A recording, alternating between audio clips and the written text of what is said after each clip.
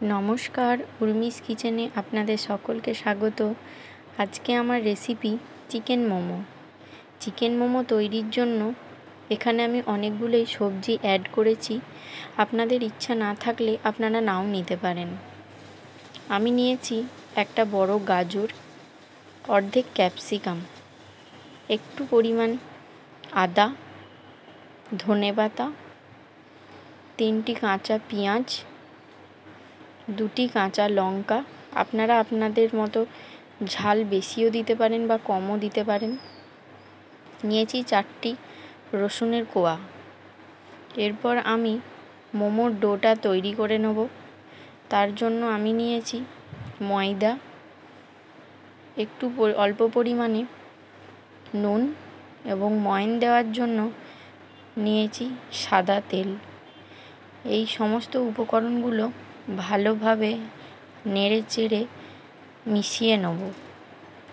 তারপর অল্প অল্প জল দিয়ে পুরো ডোটাকে নরম করে মেখে রেখে দেব। আমি 15 থেকে 20 মিনিট ডোটাকে মেখে রেখে দিয়েছিলাম। এরপর সমস্ত সবজিগুলো ছোট ছোট করে কুচি করে নিতে হবে। এখানে আমি গাজরটা গ্রেট করে নিলাম। সমস্ত সবজি আমার কাটা হয়ে গেছে। আপনাদের একবার দেখিয়ে দিই। গাজর কুচি, ধনেপাতা কুচি, পেঁয়াজ কুচি, রসুন কুচি, আদা কুচি, লঙ্কা কুচি এবং ক্যাপসিকাম কুচি। এবার যে বোনলেস চিকেনটা আমি নিয়েছি সেটা ভালো করে ছোট ছোট করে কেটে নিতে হবে। ভালোভাবে চিকেনটা কাটা হয়ে গেলে একটা পাত্রের মধ্যে চিকেনটা তুলে নেব। তার মধ্যে সমস্ত উপকরণ মিশিয়ে নেব। এক টুকরো লেবু, তারপর নিচ্ছি গাজর কুচি, তারপরে নিচ্ছি পেঁয়াজ কুচি, ক্যাপসিকাম কুচি, ধনেপাতা কুচি, আদা কুচি, রসুন কুচি, পরিমাণ মতো নুন, সোয়া সস, গোলমরিচ গুঁড়ো, লঙ্কা কুচি। এবার সমস্ত উপকরণ ভালোভাবে মিশিয়ে পুরটাকে তৈরি করে নিতে হবে। এখানে আমি বলি, আমি মোমোর সঙ্গে যে মোমোর টমেটো চাটনিটা ব্যবহার করেছি সেটা আমার নিজের হাতে বাড়িতে তৈরি। আপনারা তার রেসিপি জানতে চাইলে অবশ্যই কমেন্ট করবেন। আমি অন্য ভিডিওতে আপনাদের দেখিয়ে দেওয়ার চেষ্টা করব।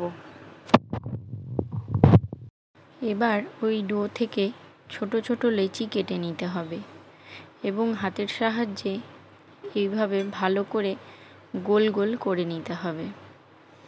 তারপর ছোট ছোট লেচিগুলো এইভাবে পাতলা পাতলা করে বেলতে হবে, যেন একটুও না কোনো দিকে মোটা থাকে।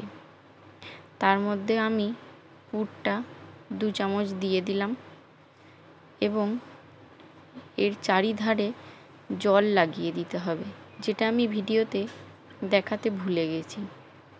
তারপর আমি মোমোর শেপ দিয়ে নিলাম।